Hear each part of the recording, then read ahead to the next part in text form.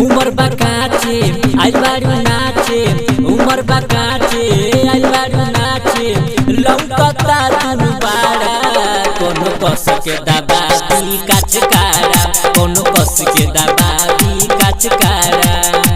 उमर बाकाचे आइल बारू नाचे, उमर बाकाचे आइल बारू नाचे, लौकता दुनु बाड़ा कोनो दाबदी समझ के काचकारा, कोनो कस के दबादी काचकारा, कोनो कस के दबादी काचकारा।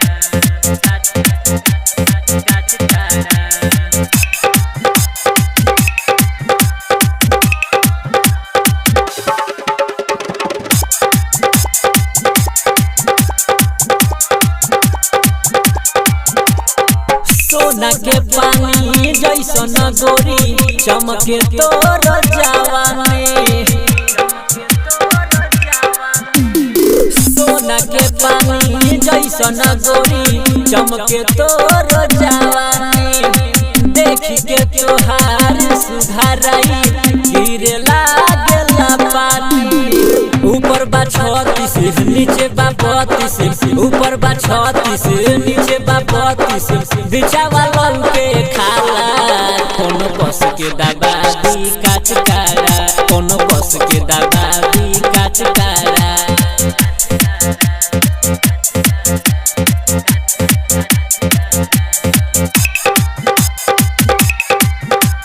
SK recording studio Delhi Chhatarpur.